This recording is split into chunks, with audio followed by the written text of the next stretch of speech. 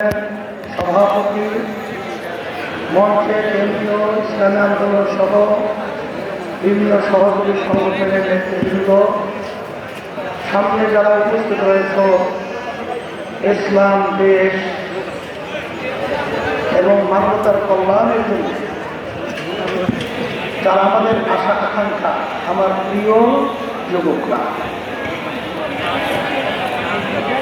ইসলামী যুব আন্দোলন প্রতিষ্ঠিত হয়েছে 9 বছর হয়েছে। যখন ইসলামী যুব আন্দোলনের কথা আলোচনা হয় তখন আমার ভিতরে একটা ভয় কাজ করছিল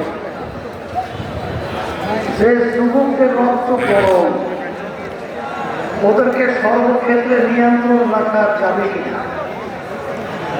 সবাই যেহেতু পরামর্শ ভিত্তিক যখন সিদ্ধান্ত হল, তখন যুব আন্দোলন আলহামদুলিল্লাহ আমরা কেন্দ্রীয়ভাবে ঘোষণা করেছি। আজকে আমরা গর্ব সহকারে বলতে পারি, ইসলামী যুব আন্দোলন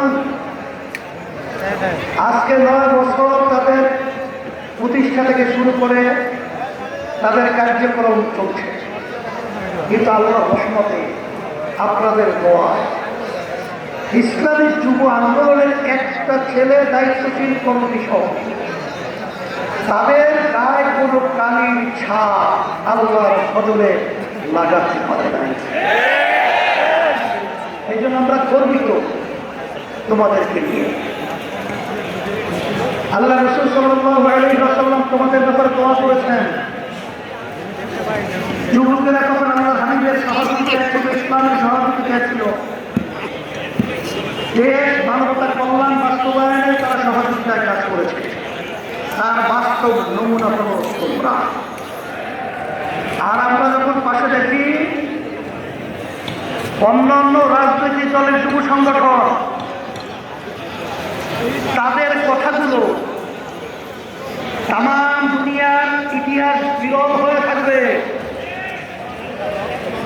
ইসলামী আন্দোলন বাংলাদেশের আমির পিশাব চরমনাইকে যেখানে পাবে সেখানে তাকে সাইজ করতে মেরে ফেলা হুমকি দেওয়া হয়।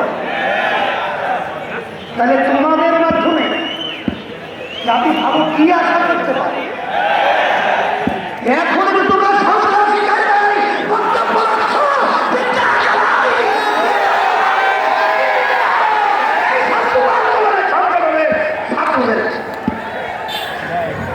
আমরা বলতে চাই, তোমরা দেখেছ আজকে বাংলাদেশে রাজনীতি করা অত্যন্ত একটা কঠিন কেমন একটা অবস্থান তৈরি হয়ে গেছে। আগে আমরা শুনতাম যে যখন নাকি কেস হতো, বাদী এবং আসামি তারা একাত্রে নৌকা যোগে আদালতে যেত। তাদের ভিতরে একটা সৌহার্দ্যতা ছিল, তাদের ভিতরে একটা ভ্রাতৃত্ব ছিল, তাদের ভিতরে একটা আন্তরিকতা ছিল। কিন্তু বর্তমানে বাংলাদেশে কি রাজনীতি করছে, যে রাজনীতির ইতিহাস যে বিশ্বের চরমনের ব্যাপারে বলে, কি বলে? বিশ্বের চরমনাই মিথ্যা বলে, নেশা খায়। তার নাম হলো পীর সাহেব চরমনাই। নাউযুবিল্লাহ, ধিক্কার জানাই।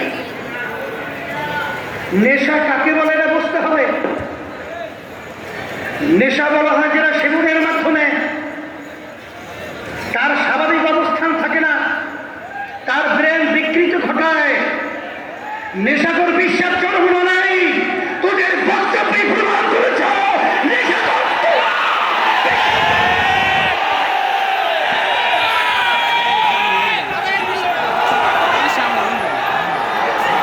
এরপরে